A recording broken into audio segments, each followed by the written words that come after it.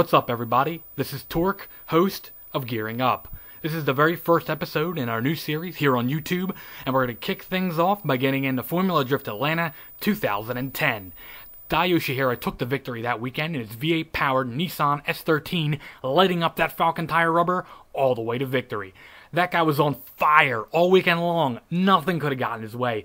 Not even a love tap from teammate Darren McNamara in the V8-powered Saturn Sky, dealing significant damage to the rear end of that vehicle, could stop him from competing in the final round of competition against another teammate, Vaughn Gittin Jr.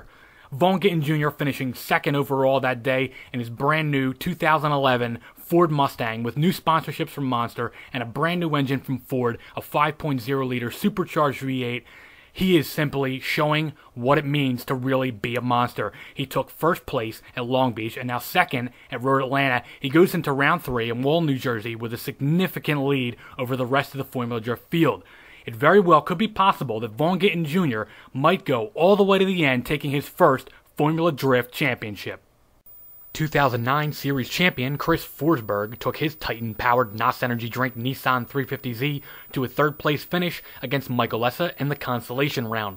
Michael Lessa now fielding a brand-new BMW 350R, the only car of its kind. It's a BMW 3 Series, powered by a V10, sourced from an M5 under that hood. He had a rather disappointing run at Long Beach, where he failed to qualify, but what a good turnaround to see him finish 4th place here at Road Atlanta. Michael Lessa wasn't the only one bringing in a brand new car to the 2010 Formula Drift season. There was also Robbie Nishida. Robbie Nishida was bringing in what is probably the single most exciting car of Formula Drift history, the Nissan GTR. Running on Hankook tires, this GTR is the first R35 in drift competition. The all-wheel drive platform has been converted into rear-wheel drive to make it more suitable for drifting and to comply with the Formula Drift rules. The transmission was relocated from the rear of the vehicle towards the front of the vehicle, and the engine, the VR38 came out, and the VQ35 he used in last year's 350Z found its way under the hood. Road Atlanta was the debut event for the new GTR, as the car was unable to be completed in time for Formula Drift competition in Long Beach. Robbie Nishida did look like he struggled a bit against Michael Lessa, which cost him the win there and knocked him out of competition. But overall, I'd say the car looked pretty strong out there, and I'm looking forward to seeing it compete at round 3 in Wall, New Jersey, as well as the rest of the 2010 season. Another new car in the 2010 Formula Drift season is the Hankook Tire Chevrolet Camaro, driven by Conrad Grunwald. This car was involved in what I would consider the most interesting match of the entire weekend, when it faced off against Justin Pollock in the Falcon Tire Ford Mustang. These two iconic muscle cars clashed head-to-head, and ultimately it was the Camaro and Conrad Grunwald that would take the win. Later in the evening, Conrad Grunwald lost against Michael Lessa and his BMW 350R. Formula Drift's winningest driver, Samuel Hubinette, brought his new Dodge Challenger to Road Atlanta.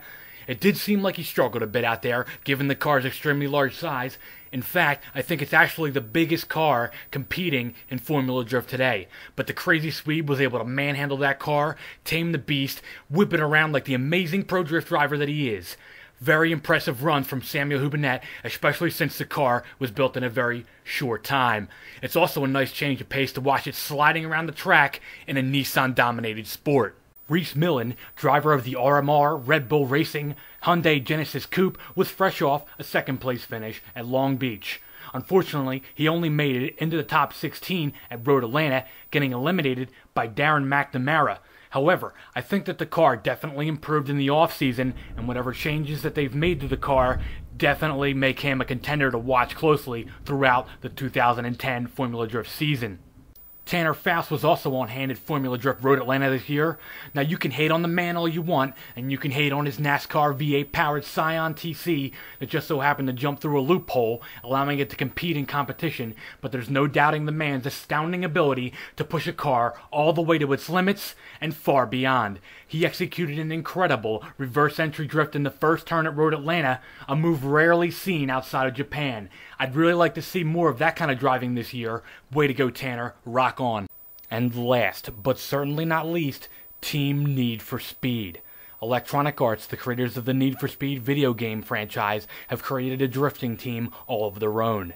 Mad Mike, driver of the 3-rotor Mazda RX-8 sitting on Falcon tire rubber, and Matt Powers, driver of the turbocharged KA24-powered Nissan S14B running on Nitto tires.